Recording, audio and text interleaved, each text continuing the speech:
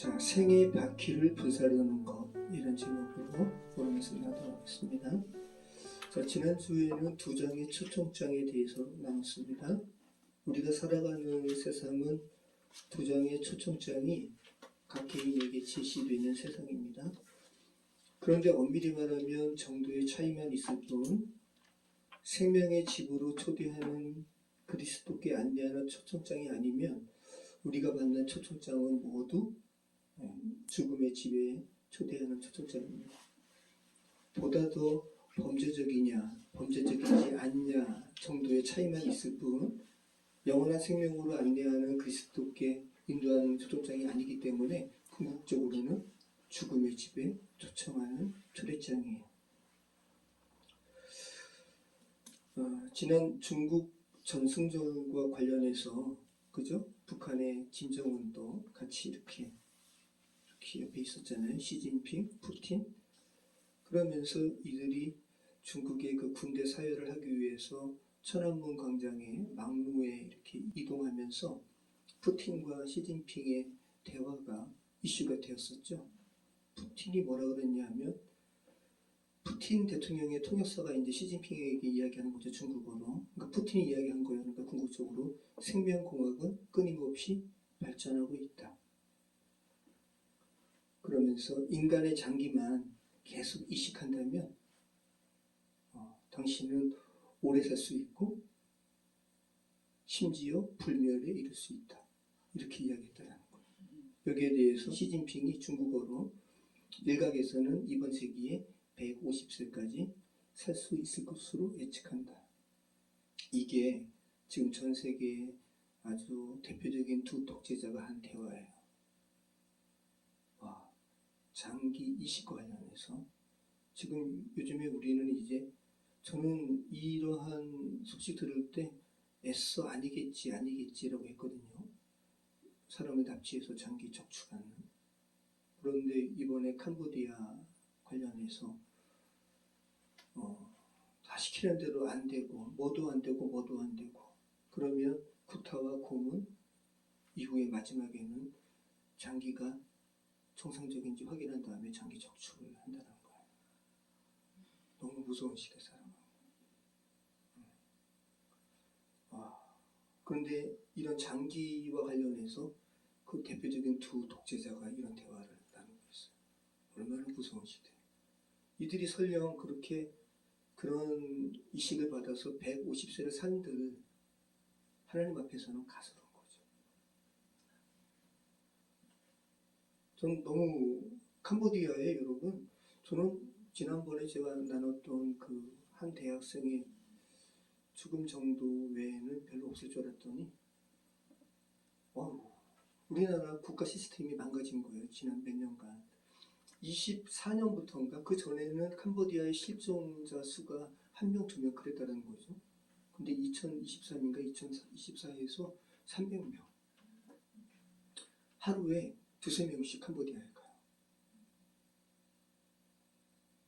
월 700만 원에서 1000만 원 수익 보장. 결국은 이게 뭐예요? 초청장 아니에요? 여러분, 제 아무리 똑똑한 사람도 삼성그룹에 입사해도 월 1000 못 받아요. 단번에. 그런데 대학생들이, 젊은 친구들이 무슨 능력이 있어서 1000을 줘요. 죽음의 초청장인 거죠. 함부로, 그죠? 월수 얼마 보장 거기 혹하면 안 되는 거예요. 지금 시대는 너무 무서운 시대인 거예요. 저는 그래서 요즘에 그 캄보디아 관련 뉴스 보면서 너무 치가 떨리더라고요. 너무 무서운 시대 우리가 살아가고 있는 거예요. 그래서 재훈 공부 열심히 해야 돼. 진짜로. 또 화살이 여기로. 아니 아무튼 저희 자녀들 다 위해서 기도해야 되는 거죠. 어떤 젊은 그 간호사 젊은 여인은 아가씨는 뭐 디자이너 관련해서 뭐가 이렇게 좋은 취업 소식이 있다 해서 거기 글로 갔거든요. 여권 뺏기고 그 다음에 하여튼 거기서 요구하는 거 안 돼가지고 그러다가 아무튼 남자친구한테 나 좀 찾아줘. 나 지금 목숨 걸고 이거 전하는 거야 라고 하면서 그 메시지 바로 다 지우고요. 그래서 이 남자친구가 그 아가씨의 집에 제보한 거, 집에 알려준 거죠. 그랬더니 이 아가씨의 집에서는 이것을 외교부 경찰에 얘기를 해도 어떻게 할 줄 모르는 거예요. 왜냐하면 시스템이 망가져가지고. 그래서 이것을 박찬대 의원이 개인적으로 알기 때문에 민주당 박찬대 국회의원에게 이걸 제보한 거고, 박찬대 의원이 비서관한테 이거 좀 제대로 좀 한번 해봐라 해서 그 박찬대 국회의원실이 컨트롤 타워가 돼가지고 이거를 해결한 거예요. 근데 이게 그러니까 박찬대 의원 잘했죠. 정말 잘했어요. 근데 그분 잘했다고 하기 이전에 우리나라 국가 시스템이 망가졌다고요. 아니 이런 부분을 경찰에 신고하고 외무부에 얘기해가지고 정상적으로 이루어져야죠. 그게 안 되니까 박찬대 개인적인. 그래서 이번에 김병주 국회의원도 캄보디아 가가지고 또 남양주 분이잖아요. 김병주 의원 개인적으로 또 아시는 분이 자기 아들도 실종됐는데 라고 하면서 김병주 의원도 거기 가서 비공개로 이렇게 해가지고 그 친구뿐만 아니라 3명인가 더 구출했다 그래요. 우리나라 국가 시스템이 망가진 거죠. 윤아무개의 그 정권 하에 진짜 기도해야 돼요. 우리나라를 위해서. 자, 다시 한번 여러분 기억하시기 바라요. 하나님께서 잠언을 통해서 말씀하시는 겁니다. 너희 앞에 2장의 초청장이 있다. 생명의 집의 초청장이고 다른 한 장은 사망의 집의 초청장이다. 생명을 빼앗는 그 악한 사망의 집의 초청장은 달콤하다라는 거. 우리의 이성을 마비하는 그런 초청장으로 제시된다라는 거. 다시 한번 하나님의 은혜 가운데서 제대로 분별할 수 있는 저와 여러분 또 우리 자녀가 되었으면 좋겠습니다. 자, 오늘부터는 잠언의 본론입니다. 잠언의 서론만 1장부터 9장까지 아주 오랫동안 우리 살펴봤습니다. 자, 그래서 새로운 그 본론이기 때문에 참 표현이 특별했잖아요. 어떻게 시작하고 있어요? 솔로몬의 잠언이라 라는 표현으로. 자, 솔로몬의 모음집 제1집이에요. 오늘부터 10장부터 22장 16절까지 솔로몬의 첫 번째 모음집이고요. 그리고 그 이후에는 이제 지혜자의 모음집 나오고 두 번째 솔로몬의 모음집은 25장부터 나옵니다. 자, 그래서 오늘부터 10장부터 22장까지 솔로몬의 모음집은 두 가지 특징이 있는데, 여러분 오늘 우리가 10장 읽어봤잖아요. 어떤 특징이 있어요? 서로 상반되는 내용이 대꾸를 이루죠. 그죠? 지혜 있는 자와 악한 자라는 상반된 내용의 대꾸로 이루어져 있고, 이러한 패턴이 15장 33절까지 나옵니다.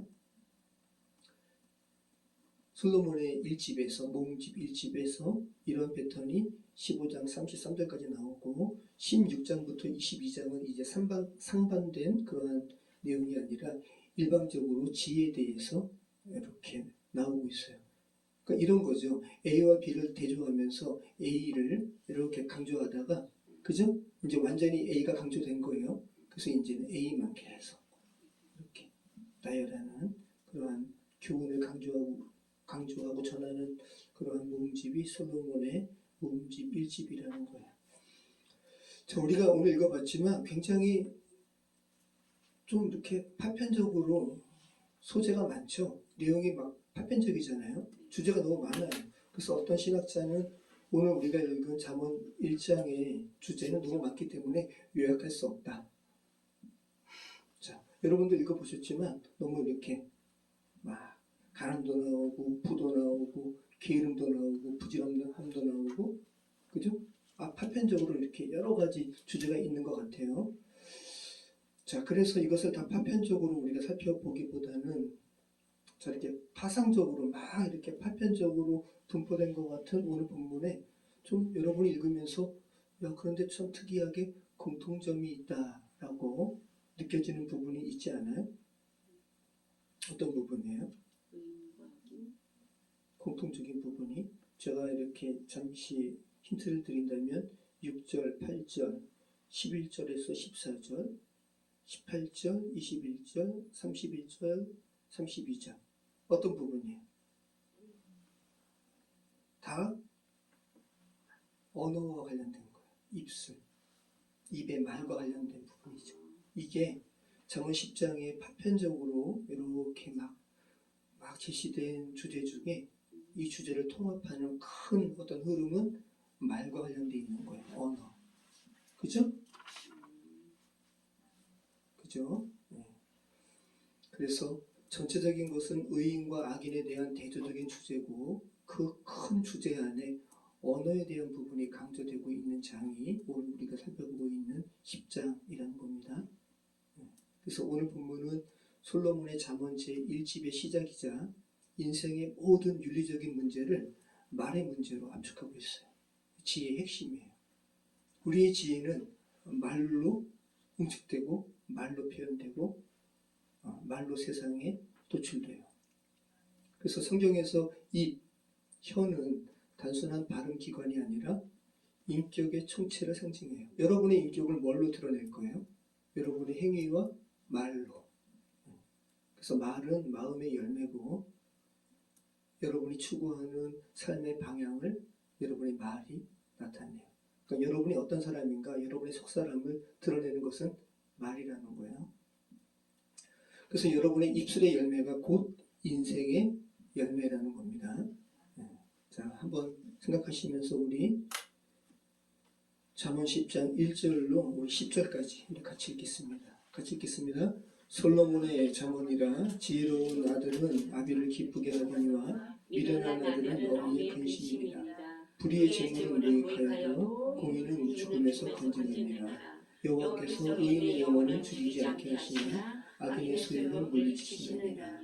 손을 기울이게 놀리는 자는 가난하게 되고 손이 부지런한 자는 부하게 되느니라. 여름에 거두는 자는 지혜로운 아들이나 추수 때에 자는 자는 부끄러움을 끼치는 아들이니라. 의인의 머리에는 복이 많아 악인의 입은 독을 머금느니라. 의인을 기념할 때에는 칭찬하거니와 악인의 이름은 썩게 되느니라. 마음이 지혜로운 자는 계명을 받거니와 입이 미련한 자는 멸망하리라. 바른 길을 행하는 자는 걸음이 평안하려니와 굽은 길을 행하는 자는 드러나리라. 눈치채는 자는 근심을 끼치고 입이 미련한 자는 멸망하느니라. 의인의 입은 생명의 샘이라도 악인의 입은 독을 머금느니라. 우리 잠언 10장의 큰 주제인 말과 관련해서 6절 말씀을 살펴보면 의인의 머리에는 복이 임하나 악인의 입은 독을 머금었다고 표현하고 있잖아요. 11절에 또 나오죠.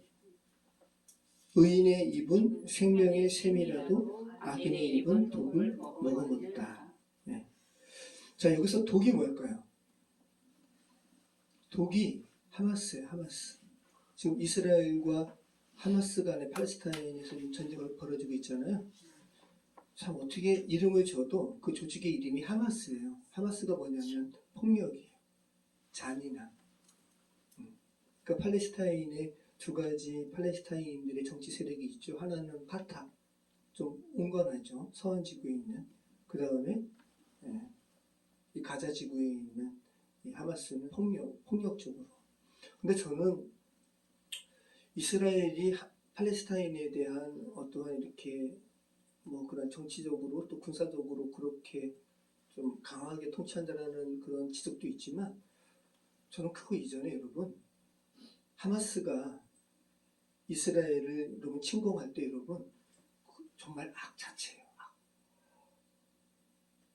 패러글라이딩으로 레이더에 걸리지 않게 이렇게 침범한 다음에 정말 이렇게 꼭 그 구약의 블레셋과 이스라엘 간의 전투에서 그렇게 막 농기구 들고 그 팔레스타인 사람들이 여러분 총 들고 온 그런 하마스 대원뿐만 아니라 그 팔레스타인 사람들이 이미 다 그들에게는 다 이게 얘기가 된 거예요. 그때 이렇게 침범한다라는 거, 농기구 들고 농기구는 여러분 날이 있지 않잖아요. 날이 잘 서 있어야 하면 날이 둔해요. 날이 둔하죠. 그 농기구 가지고 사람들이 참석을 했어요. 들지도 않는 걸로. 그래서 그 팔레스타인 이스라엘의 그 노동자들이 태국인들, 동남아 사람들이 있거든요. 그 태국인 노동자 참수당한 거, 농기구로. 악 자체인 거예요. 악. 이 하마스예요. 하마스. 자, 의인의 머리에는 복이 임하나 악인의 입은 독을 머금었다. 자, 머금었다라고 번역을 하고 있잖아요. 머금었다라는 건 뭐예요? 여러분 한번 물 마시면서 물을 머금었다라는 건 뭐예요? 여러분 입 안에 많이 물이 있는 거죠? 머금었다라는 표현이 이 카사라는 단어로 번역한 건데 정확하게 표현한 거예요. 원래는 쿵 하고 떨어진다라는 그런 의미에서 비롯된 말인데 쿵 하고 떨어지면 움푹 패이죠. 네, 그 패인 거 안에 가득 채우는 게 카사예요. 머금은 거예요. 그러니까 악인의 입은 이 조그만 입 안에 잔인함으로 폭력으로 가득 머금었다. 여러분 우리의 말은 마음의 근원을 드러냅니다. 그죠? 의인의 입은 생명의 샘이라도 악인의 입은 독을 머금었다. 자, 악인의 입 속에는 폭력과 잔인함으로 가득 입에 이렇게 머금었는데 의인의 입은 그렇지 않다는 거죠. 의인의 입은 생명의 샘이래요. 샘이 뭐예요? 샘이 계속 이렇게 분출되는 거예요. 그죠? 근데 뭐가 분출돼요? 끊이지 않는 생명이. 이게 의인의 입에서 나오는 말이라는 거죠. 여러분의 입은 하마스를 머금었어요? 아니면 생명을 머금은 것도 아니고 머금으면 뱉으면 없어져요. 그죠? 근데 샘이라는 것은 계속 나오는 거예요. 자, 여러분의 입에서 나오는 것은 어떤 것인가 한번 생각해 보시기 바라요. 그래서 의인의 입은 생명의 샘으로 표현된 말은 메커르 하임이라는 거거든요. 끊임없이 솟아오르는 생명의 근원이라는 거고, 그래서 의인의 입에서 나오는 말은 하나님의 교제로 인해서 생명이 계속 이렇게 솟아나오고, 그래서 그 사람의 입은 사랑을 뭐해요? 사랑을 공급해요. 그리고 지혜를 전해요. 공동체에 분열이 아니라 평화를 심어요. 악인과는 질적으로 달라요. 그런데 악인의 입은 그 안에 독으로 가득 차 있기 때문에, 그죠? 그의 말은 공동체에 분열을 낳고 불신을 키우고 결국은 스스로를 죽게 하는, 스스로 삼키는 독이 되어서 스스로를 파멸케 해요. 그래서 잠언 10장의 이 오늘 본문은 단순히 말조심을 가르치는 교훈이 아니에요. 여러분의 혀의 방향이 어디를 향하고 있는가? 여러분의 혀의 방향이 여러분의 인생을 결정한다라는 주제를 담고 있어요. 여러분의 혀가 하나님께 향하면 여러분의 인생은 생명길로 나아가요. 그죠? 근데 여러분의 혀가 죄에 붙들리면 여러분의 인생은 다 불타버려요. 오늘 제목처럼 생각해 보시기 바래요. 여러분의 입술은 지금 어떤 샘과 연결되어 있습니까? 하나님의 생명의 샘입니까? 아니면 하마스라는 독을 머금고 있습니까? 생각해 보시기 바랍니다. 우리 12절로 우리 20절 말씀까지 같이 읽어보겠습니다. 자, 미움은 다툼을 일으켜도 사랑은 모든 허물을 가리느니라. 명철한 자의 입술에는 지혜가 있어도 지혜 없는 자의 등을 위하여는 채찍이 있느니라. 지혜로운 자는 지식을 간직하거니와 미련한 자의 입은 멸망에 가까우니라. 부자의 재물은 그의 견고한 성이요 가난한 자의 궁핍은 그의 멸망이니라. 의인의 수고는 생명에 이르고 악인의 소득은 죄에 이르느니라. 훈계를 지키는 자는 생명길로 행하여도 징계를 버리는 자는 그를 가느니라. 미움을 감추는 자는 거짓된 입술을 가진 자요 중상하는 자는 미련한 자이니라. 말이 많으면 허물을 면하기 어려우나 그 입술을 제어하는 자는 지혜가 있느니라. 의인의 혀는 수능과 같거니와 악인의 마음은 가치가 적으니라. 의인의 입술은 여러 사람을 교육하나 미련한 자는 지식이 없어 죽느니라. 아멘. 자, 미움은 다툼을 일으키고 사랑은 허물을 덮습니다. 이 사랑이 히브리어로 아하바거든요. 아하바는 덮는 거예요. 보호하는 거예요. 참 그 자체의 의미가 참 따뜻하잖아요. 들춰내는 게 아니라 덮는 거. 히브리어의 사랑 아하바는 덮는 거예요. 자, 그래서 여러분의 그 언어가 사랑의 언어를 여러분이 입술 밖으로 낸다면 그 사랑의 언어는 다른 이의 허물을 폭로하지 않는다라는 거죠. 가만 보면 창세기 3장에서 그죠? 함과 야벳의 그러한 차이가 여기 있죠. 함이 그죠? 아버지 노아가 단순히 술 취한 게 아니에요. 이 창세기 그 부분을 엄밀히 보면 천국 하나님의 나라에서 노아가 이렇게 안식을 누리는 건데 아무튼 함이 보기에는 술을 먹고 포도주를 먹고 벌거벗은 것처럼 보였단 말이죠. 그래서 함이 아버지의 그 모습을 보고 나와가지고 사람들한테 떠벌렸어요. 야벳은 어떻게 했어요? 아버지의 그 모습을 보지 않으려고 뒷걸음치, 그죠? 뒷걸음으로 가가지고 아하바 행위를 했죠. 덮어줬어요. 그죠? 그래서 함이 결국은 아버지 노아에 의해서 저주받게 되죠. 여러분의 입술은 지금 덮는지 아니면 다시 발가벗기는지 한번 생각해 보시기 바랍니다. 자, 그래서 미움은 다툼을 일으켜도 사랑은 모든 허물을 가려느니라. 그래서 미움으로 비롯된 말은 폭로와 비난에 불을 붙이고 그 불은 타인을 태우게 되죠. 어떤 사람이 자신의 삶을 막 이렇게 던져요.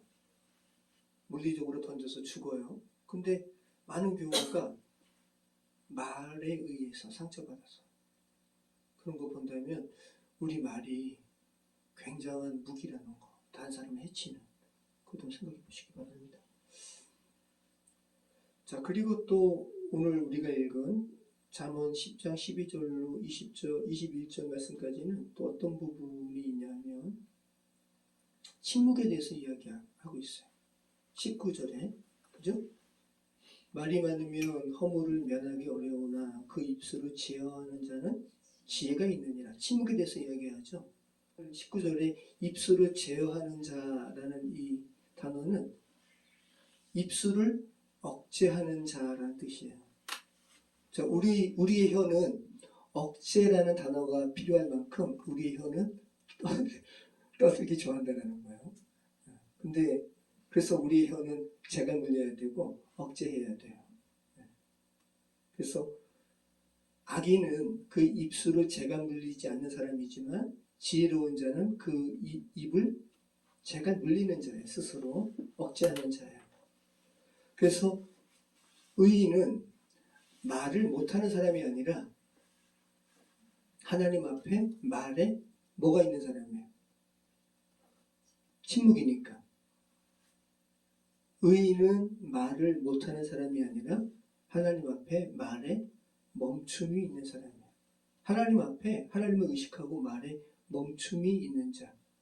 이 사람이 지혜로운 자고 의인인 거죠. 그래서 야고보가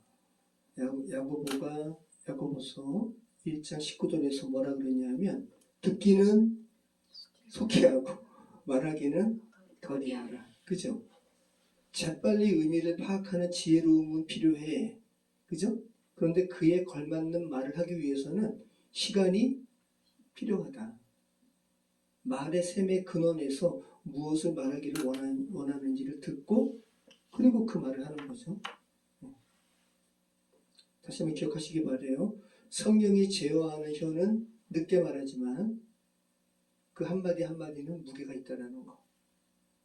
이번에 컨퍼런스에 가서 마지막 그 시간에 도전의 말씀을 최영기 목사님께서 하셨는데 최영기 목사님께서 이제 휴스턴 서울교회에서 성경이 말하는 대로 하지 말라면 하지 않고 성경이 그렇다고 하면 그렇고 그렇게 똑똑하신 분이 그랬단 말이죠. 근데 이분이 이제 올해 81세예요.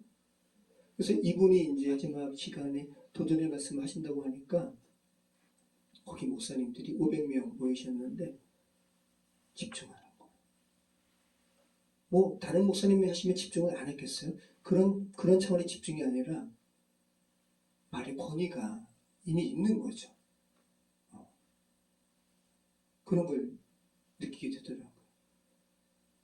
자, 선한 영향력을 끼친 한 사람의 말도 이렇게 권위가 있는데 여러분 예수님의 말씀은 얼마나 권위가 있을까요? 그러니까 예수님의 말씀을 들으면서 서기관들과 바리새인들이 야, 이 사람의 말에서 나오는 이 권위가 어디서 나온 거냐? 하나님 자체시니까, 창조주시니까 엄청난 거죠.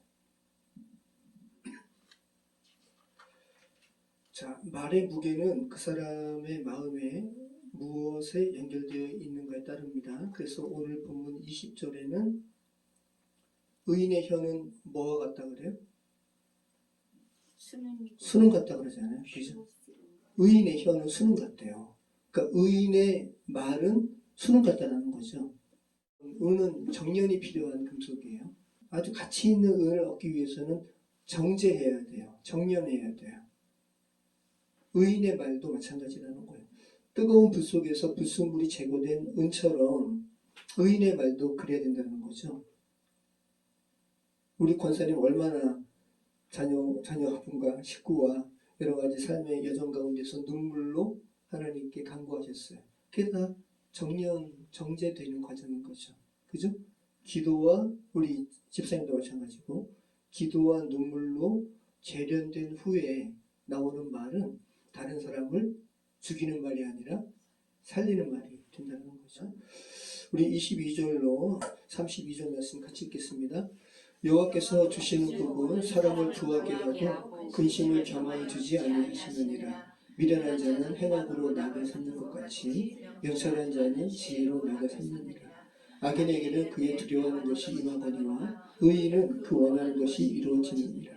게으른 자는 그 부리는 사람에게 마치 이에 식초받고 눈에 연기 같으니라. 여호와를 경외하며 장수하느니라. 그러나 악인의 수명은 짧아지느니라. 의인의 소망은 즐거움을 이루어도 악인의 소망은 끊어지느니라. 여호와의 도가 정직한 자에게는 상성이요 행악하는 자에게는 멸망이니라. 의인은 영영이 이동되지 아니하여도 악인은 땅에 거하지 못하게 되느니라. 의인의 입은 지혜를 내어도 패역한 자는 배임을 당할 것이니라. 의인의 입술은 기쁘게 할 것을 알거늘 악인의 입은 패역을 말하느니라. 아멘. 자, 24절 말씀은 한번 24절 어떤 말씀이죠? 24절 말씀은 자, 악인에게는 그의 두려워하는 것이 임하거니와 의인은 그 원하는 것이 이루어지느니라. 저는 이 잠언 24절 말씀 읽을 때마다 욥이 생각나요. 여러분 욥은 하나님께서 사단에게 자랑할 만큼 의로운 사람이었잖아요. 그죠? 그죠? 근데 욥이 자신의 고백을 하는데 하나님께서 그렇게 많은 복을 이렇게 주셨는데 하나님께서 사단에게 욥을 테스트하는 것을 허락하시잖아요.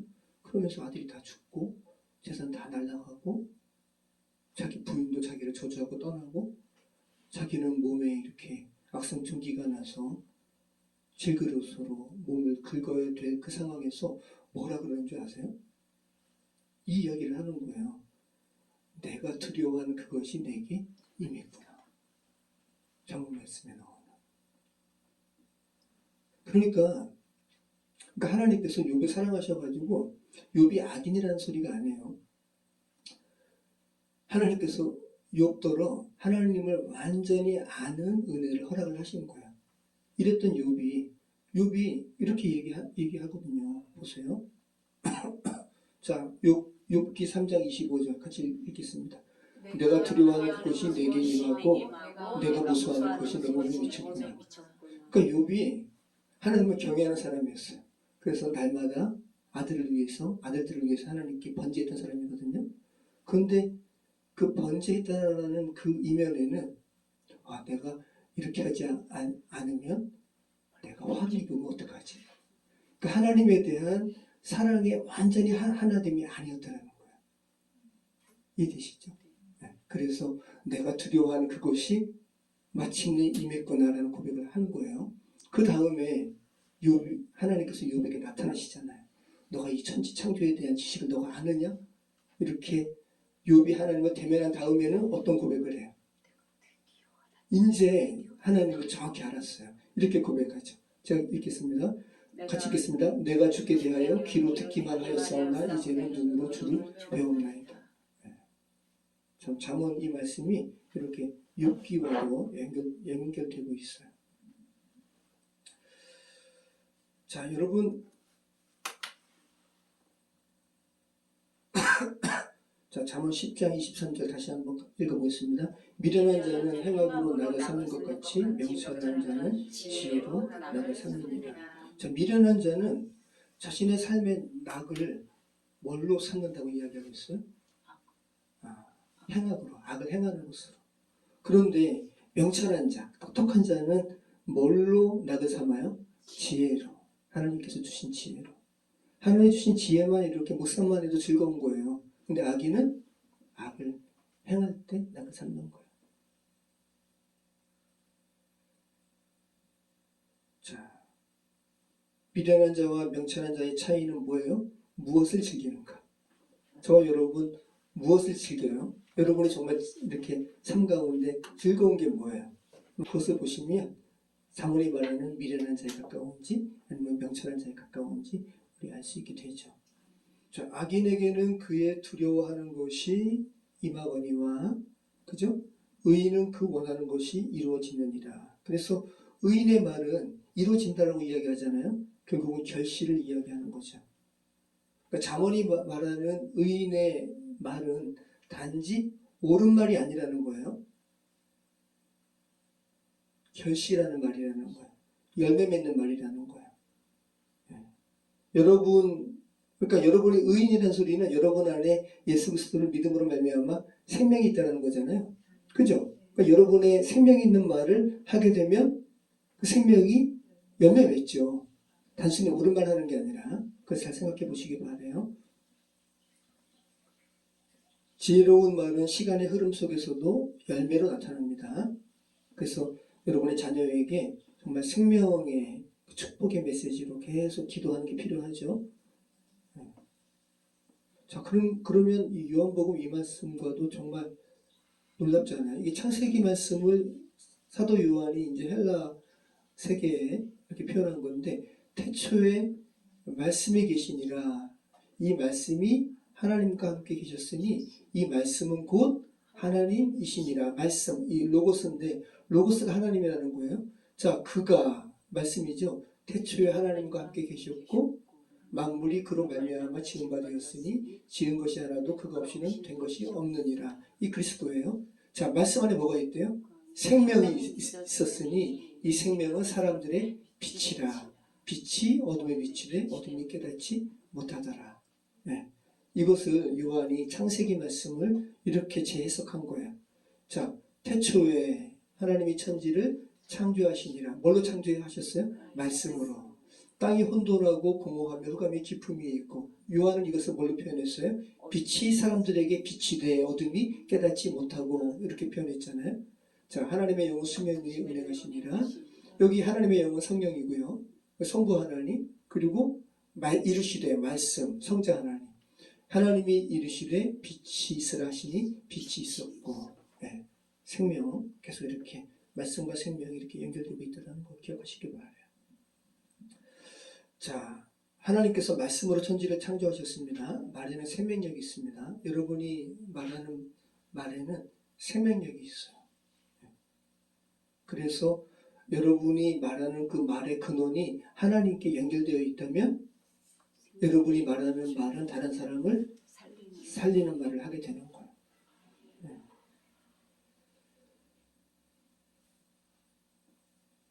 자, 그리고 31절 말씀 보면 한번 읽어볼까요? 의인의 입은 지혜를 내어도 패역한 혀는 배임을 당할 것이니라. 의인의 입술은 기쁘게 할 것을 알거늘 악인의 입은 패역을 말하느니라. 자, 패역이 뭐예요? 정도에서 벗어난 거, 바른 길에서 벗어난 거. 악인의 말은 다 바른 길에서 벗어난 말만 해요. 그런데 그 악인의 말은 스스로를 베는 말이라는 거예요. 벤다라는 것은 자기 몸을 스스로 이렇게 자르는 칼이 된다는 거죠. 마태복음 7장 2절, 제가 PPT에는 안 해놨습니다. 마태복음 7장 2절 말씀 보면 너희가 무슨 말로 남을 판단하든지, 네, 그 말 그대로 너희가 판단을 받을 것이요 라고 이야기하고 있어요. 악한 말은 단지 죄가 아니라 죄뿐만 아니라 여러분 자신을 파멸하는 그러한 불씨라는 거 기억하시기 바라요. 악인의 말은 관계를 태우고요. 그죠? 그리고 다른 사람의 영혼을 태워버리고, 그리고 자신과 다른 사람의 생의 수레바퀴를 태워버려요. 이게 야고보서의 말씀이에요. 여러분, 생의 수레바퀴를 태운다. 우리의 인생이 이렇게 돌아가잖아요. 그죠? 굴러가는 바퀴와 같아요. 우리 인생은 멈추지 않아요. 여러분, 나 좀 쉬고 싶어. 은퇴한 다음에 쉬면은 더 빨리 노쇠해져요. 여러분, 저는 자전거를 타는데 자주 넘어지는데 몇십 년을 타도 넘어져요. 순간적으로 균형을 탁 이렇게 되면 넘어져요. 자전거는 서 있으면 안 돼요. 계속 굴러야 돼요. 여러분의 인생도 마찬가지죠. 서 있으면은 죽어요. 계속 움직여야 되는 거예요. 그래서 저는 이제 아이언만을 제가 이제 전기자전거 개조해가지고 저희 집이 이제 높으니까 이제 유류비 절감을 위해서 제가 자전거를 구입하고 그리고 이제 모터를 사가지고 개조를 했어요. 그래서 다른 사람들 보면 아마 놀라고 저게 오토바이야, 자전거야. 저뿐만 아니라 사람을 태우고 이제 고바위로 올라가니까. 그런데 이제 저희 아이언만은 자전거 타다가 가장 낭패스러운 게 뭐냐 하면 멈출 때. 멈추는 상황이 되면 여러분 멈춘 다음에 정지된 다음에 움직이는 것은 에너지가 엄청나게 필요해요. 그래서 여러분 하나님께서 이 세상을 창조하신 것은 놀라운 거예요. 아무것도 없는 곳에서 생명이 탄생된 거잖아요. 이건 하나님 아니면 안 되는 거예요.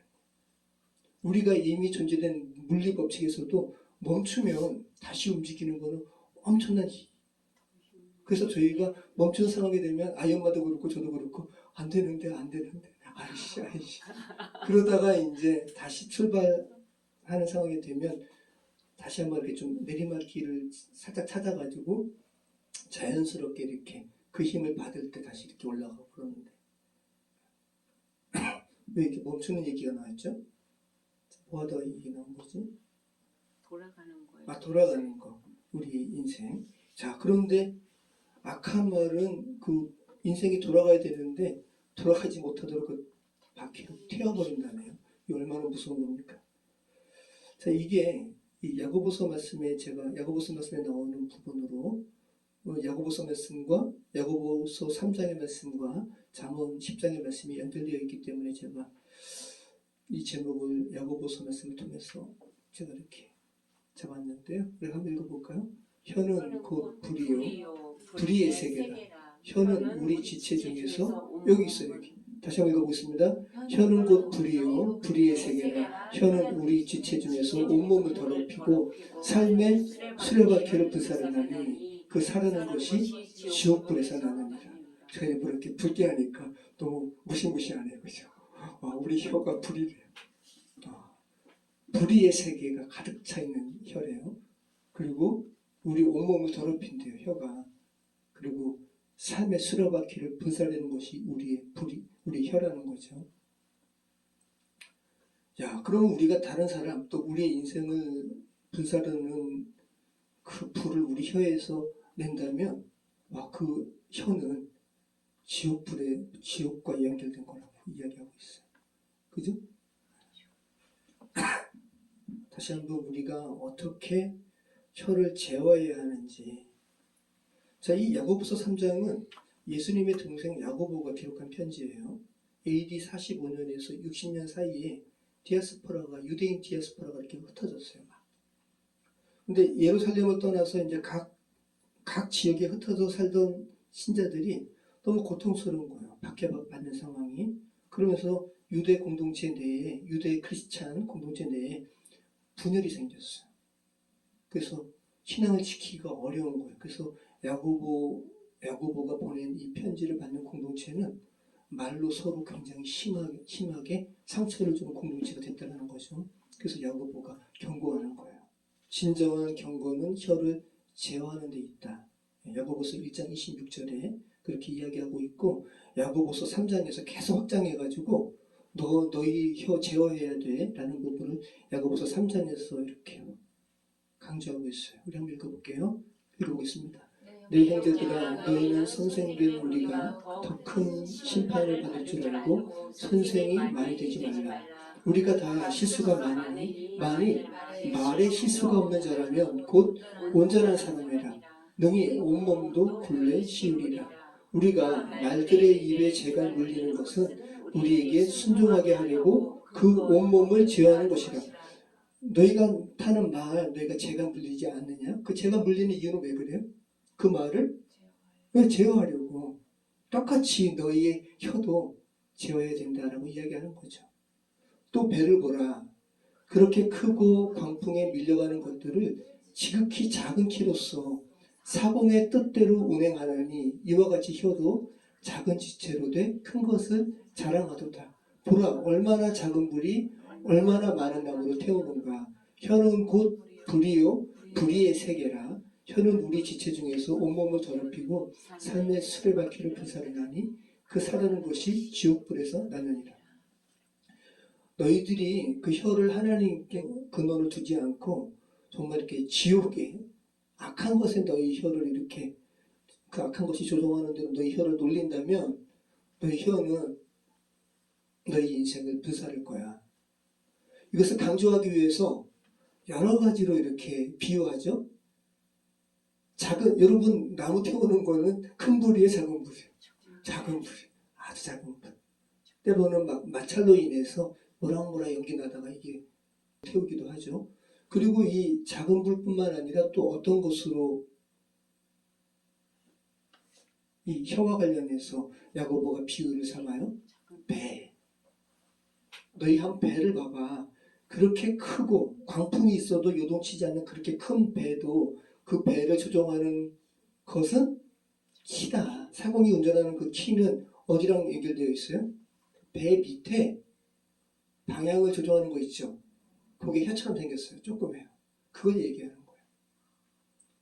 위에서 이렇게 항해사가 이렇게 이쪽으로 틀면 거기에 연결돼가지고 맨 밑에 그 큰 배 밑에 조그만 혀처럼 생긴 키가 있어요. 이 키가 이렇게 움직이면 일로 가고 저렇게 움직이면 절로 가는 거예요. 지금 야고보서는 그 키를 이야기하는 거예요. 그 키가 혀 같다고요. 여러분 예전에 프라모델 배 만들어 보셨어요? 남자들은 그런 거 많이 만들어요. 여성분들은 안 만들지만 보면은 맨 밑에 보면 키가 있는 거예요. 조그만. 생긴 게 뭐 같다고요? 혀 같다고.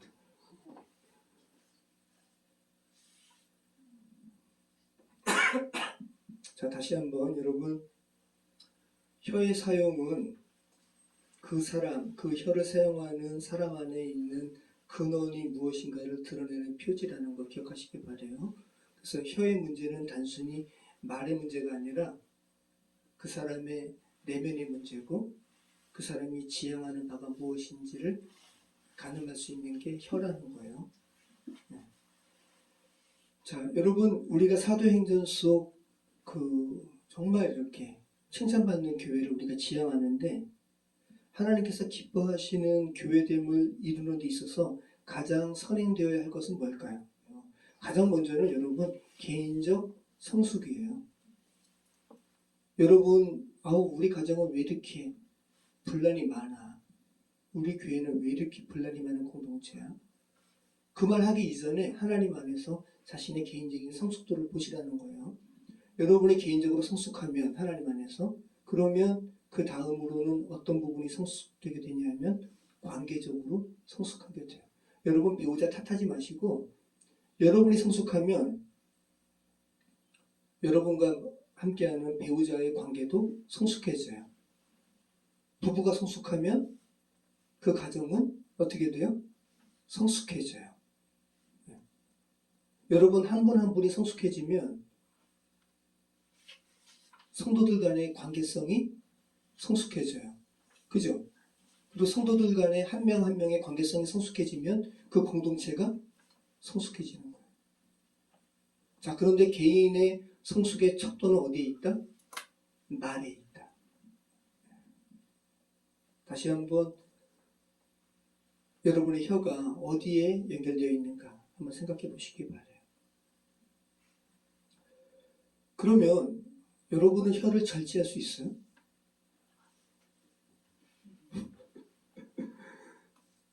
성령의 9가지 열매는 궁극적으로 예수님의 성품이에요. 자, 그러면 참 우리는 절제할 수 없어요. 우리가 얼마나 시끄러운 사람인데. 우리 집에서 제일 시끄러운 사람이 저예요. 진짜 제가 3번째 아들이에요. 자, 그러면 하나님께서 우리 죄된 그렇게 시끄러운 사람들을 구원시키고자, 그죠? 오순절 마가의 다락방에서 성령을 부어주셨습니다. 그 성령께서 각 사람 4명 가운데 임하신 다음에 놀랍잖아요. 불의 혀처럼, 그죠? 와, 그리고 하나님이 행하신 일을 찬양하는 거예요. 여러분은 혀를 제어할 수 없어요. 여러분 안에 계신 성령께 성령 하나님 제 혀를 제어해 주시옵소서. 제 혀를 컨트롤해 주시옵소서. 그럴 때 여러분의 말에서 나오는 그 말은, 입에서 나오는 말은 성숙해져요. 그리고 그 말은 여러분의 관계를 성숙하게 하고 여러분이 속한 공동체, 가정과 교회를 성숙하게 해요. 자, 혀는 본래 하나님께서 주신 창조의 도구였지만, 그죠? 하나님께서도 말씀으로 창조하셨잖아요. 그런데 인간의 죄로 인해서 그 축복된 혀가 다른 사람들의 저주를 얘기하고 파괴를 얘기하는 그런 혀로 전락게 되었다는 거. 그래서 성령께서 한 사람을 구원시키기 위해서 내주하신 다음에 가장 먼저 관심 갖고 계시는 것이 혀라는 거 기억하시기 바랍니다. 성령께서는 여러분의 혀가 파괴가 아닌 창조와 생명의 언어를 말하는 것에 관심 갖고 계시다는 거 기억하시기 바랍니다.